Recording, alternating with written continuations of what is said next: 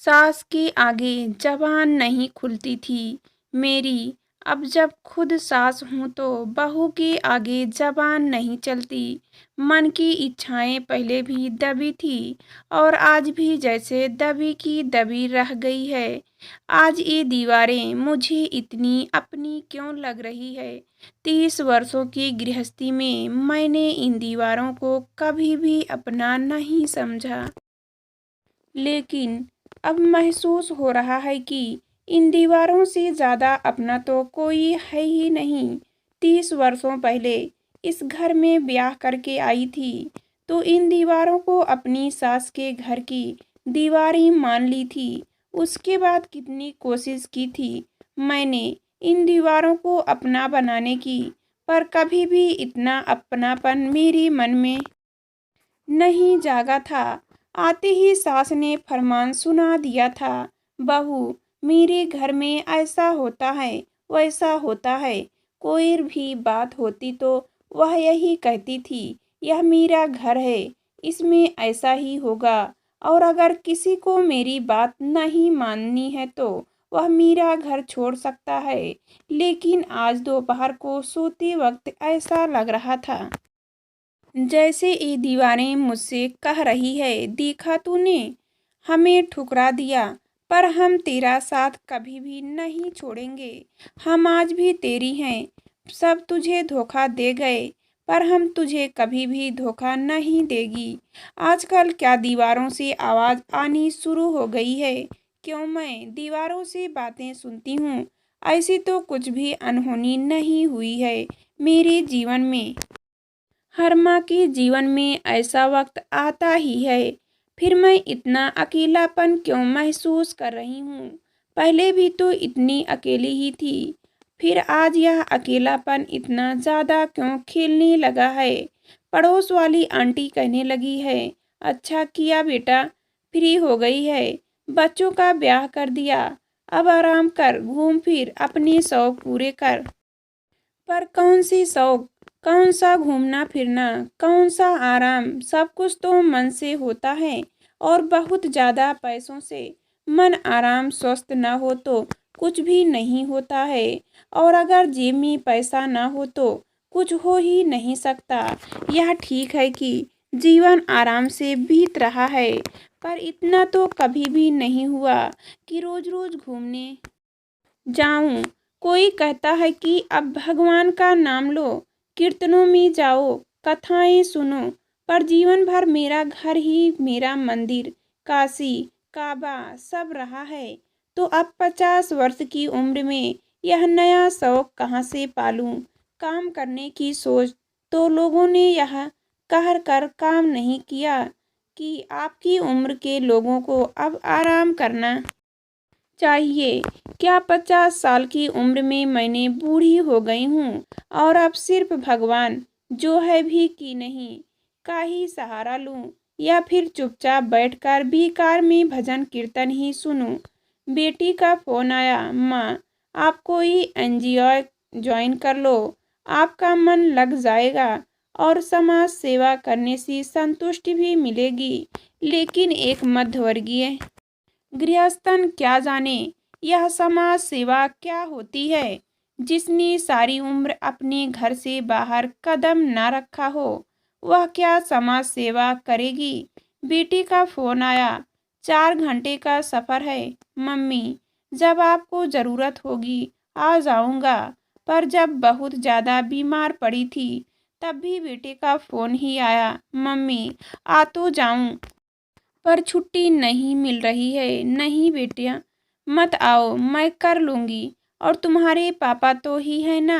भरे मन से कहना पड़ा था।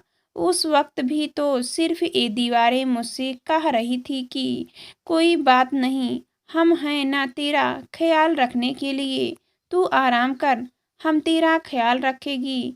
हम हैं ना तेरे साथ, जब तू थक कर सो जाएगी तो हम तेरा पहरा देगी। सारा जीवन मैं इन दीवारों से इतने अपनेपन का एहसास नहीं कर सकी। सारा जीवन सोचती रही कि अब इन दीवारों से पीछा छूटेगा और कब अपनी नई दीवारें बनेंगी। यह तो बहुत ही छोटा सा घर है। चलो, पति ने नया घर नहीं बनवा कर दिया। उनकी आमदनी इतनी नहीं थी कि एक नया घर ले ले। बहन भाइयों की जिम्मेदारी उठाते रहे। फिर अपनी बच्चों की। इतना समय और पैसा ही नहीं बचा था कि अपना नया घर बनवा लेते। बेटे की बहुत अच्छी नौकरी लगी थी। मन में एक उम्मीद जागी थी कि अब तो नया घर बनवा ही लेंगे। कुछ जमा पूंजी हम लाएंगे और कुछ बेटे से लेंगे, और वह स्वयं की घड़ी हुई दीवारों में जाऊंगी। पर अपनी शहर से दूर अच्छी नौकरी लगते ही बेटे के ऊपर मक्खियों की तरह लड़कियां भिनभिनाने लगी थी। आखिर एक लड़की ने प्यार में मेरा बेटा फंस ही गया और आनन फानन शादी का फैसला भी हो गया। बहुत अच्छी लड़की है, फिर घरना भी कुछ अच्छा है। पति ने समझाया, मम्मी अभी तो भाई को लड़की पसंद है, फिर बाद में ढूंढनी पड़ेगी। बेटी ने समझाया, हाँ ये तो ठीक ही कह रहे हैं, कुछ अनहोनी तो नहीं हो रही है। सब बेटों की शादी होती है तो फिर मैं इतनी परेशान क्यों हूँ। बड़े लाड से बहू को घर में ब्याह कर लाई थी, लेकिन आते ही बहू ने न सिर्फ बेटे को हथिया लिया था, बल्कि सारे गहने भी अपने कब्जे में कर लिए थे। मैं अपनी खामोशी की आदत के कारण कुछ बोल ही नहीं पाई थी। मम्मी जी, यह तो बहुत ही सुंदर हार है, मैं इसे ले लूं, अपनी सहेली की शादी में डालूंगी। एक बार भी तो नहीं कर पाई थी। मन में खींचती रहती थी, पर ऊपर से कुछ नहीं कह पाती थी। धीरे धीरे बहू प्यार से काफी गहने ले गई थी। पति भी उसी का साथ देते थे। उसी के लिए तो बनवाया है, फिर उसे देने में क्या हर्ज है। कैसे बताती कि सारी उम्र मैंने कभी अपनी सास से यह तक नहीं पूछा था कि मम्मी जी मेरे गहने कहाँ रखे हैं। और आज मैं अपनी बहू से यह नहीं कह पा रही हूँ कि बेटे ये गहने मेरे पास ही रहने दो। हमारी पीढ़ी की सासों की यही विडंबना है कि अपनी सासों से सारी उम्र डरती रही, और अब पढ़ी लिखी सास होने के कारण बहुओं को कुछ कह नहीं पाती।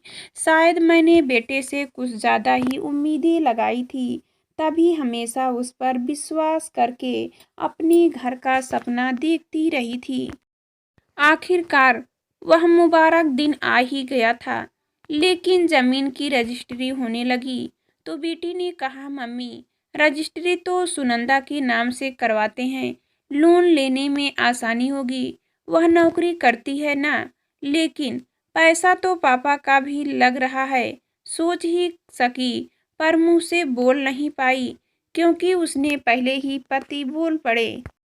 कोई बात नहीं, किसी के नाम भी करवाओ, घर तो बन ही रहा है ना। वैसे भी हमारा जो है वो इसी का तो है। मेरा मन खींचने लगा। मेरी दीवारें कहाँ हैं। सालों तक इंतजार करने के बाद भी मेरे हाथ कुछ नहीं आया। दीवारें तक नहीं, घर बनकर तैयार हो गया था। मैं स्वार्थी नहीं थी और ना ही अपने बेटे के बारे में कुछ बुरा सोच सकती थी। पर इस मन का क्या करती, जो वर्षों से एक ही आस मन में लगाए बैठा था कि मेरी भी अपनी दीवारें होगी और उन दीवारों को मैं अपने हिसाब से सजा सकूंगी। लेकिन बेटे के लिए मन की सारी कुठाएं मिटाकर उसका घर बनाने का इंतजार करती रही। मुझे वह दिन याद आ रहा था जब मैंने इस घर में बदलाव लाना चाहा था। तब मेरी सास ने साफ इनकार कर दिया। इस घर में कुछ भी बदलाव नहीं होगा। यह मेरा घर है और इसमें वही होगा जो मैं चाहूंगी। उनकी वह रोबीली आवाज़ आज तक मेरे कानों में गूंज जाती है, और उनके मरने के इतने सालों बाद भी मैंने इस घर में कुछ भी नहीं बदल सकी। कुछ दिनों पहले सोफे बदलने चाहे थे तो पति ने मना कर दिया। अरे, अब इस पुराने घर में पैसा लगाने का क्या फ़ायदा। नया घर बनवाएंगे तो फिर सोफे भी बनवा लेना। मन फिर से उलझ गया। ठीक ही तो है, पुराने घर में पुराने सोफे ही तो चलेंगे, नए घर में नए सोफे की बात करनी चाहिए। ठीक है, पर यह नया घर कब बनेगा और मुझे नई दीवारें कब मिलेंगी? अब तो जीवन की संध्या आ गई है। बेटे का घर बनकर तैयार हो गया था। बेटे का इसलिए क्योंकि इस घर में कुछ पैसों के अलावा मेरी पसंद का कुछ भी नहीं था। सब कुछ बेटे और बहू की पसंद करके लाते थे। मैं माँ थी, अपनी ही बच्चों की ईर्ष्या भाव कैसे रख सकती थी। पर इस मन का क्या करूं जो सदा से कुछ अपनी दीवारें चाहता था। गृह प्रवेश का समय तय हो गया था। मम्मा, आप जल्दी आना, आपको ही पहले घर में प्रवेश करना है। बेटी का मान करना अच्छा लगा था, पर गाड़ी लेट हो गई थी। घर में सुनंदा की माँ प्रवेश कर चुकी थी। आप देर से आई तो किसी बुजुर्ग को घर में प्रवेश करना था, सो मोहित जिद करके मुझे पहले ले आया था। उसकी बात मुझे कांटे की तरह चुभी थी। पता नहीं वह व्यंग कर रही थी या शायद ऐसे ही कहा था, पर मेरा मन ऐसा रोया कि पूरी समय मैं व्याकुल रह गई थी।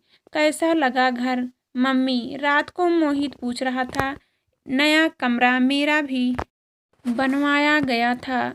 उसे ही देखकर खुश हो रही थी।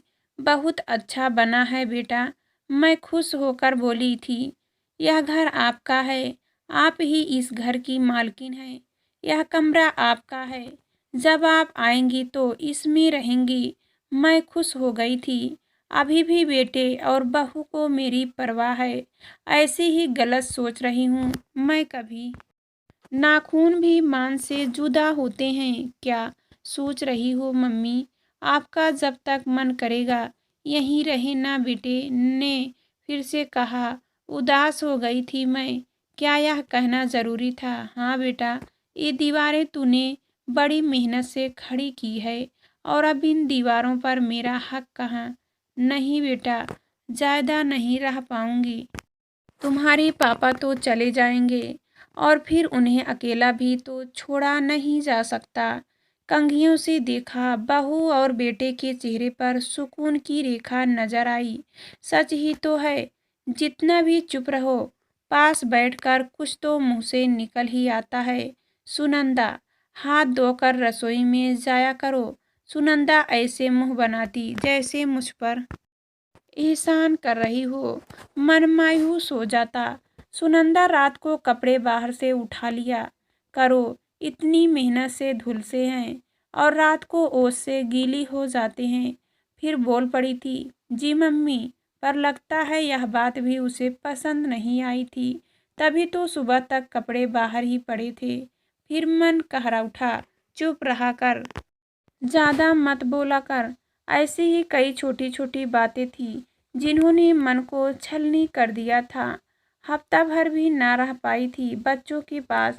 शायद मैं ज़्यादा ही दखलंदाजी करने लगी थी, पर मेरी सास भी तो करती थी और मेरी हिम्मत नहीं होती थी उन्हें कुछ कहने की।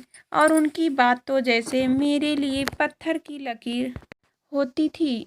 अगर कभी कुछ मना करने की सोचो भी तो पति से डांट अलग पड़ती थी। पर वही पति अपनी बहू के लिए कैसी अलग सोच रखने लगे हैं। शायद जमाना बदल गया है, पर मेरे लिए क्यों नहीं बदला? शायद मैं ही नहीं बदल पाई हूँ, या फिर मैंने सबसे कुछ ज़्यादा ही उम्मीदें लगा रखी थी, या फिर पता नहीं क्यों, लेकिन कुछ तो है जो मुझे तकलीफ देता है और उस तकलीफ से बाहर आना भी नहीं चाहती। हफ्ते बाद ही मेरे जाने का समय आ गया था। मम्मी, जाकर फ़ोन कर देना, बेटे ने चिंता व्यक्त की। हाँ ज़रूर, अपना ख्याल रखना। मैं वापस अपनी दीवारों के पास जा रही थी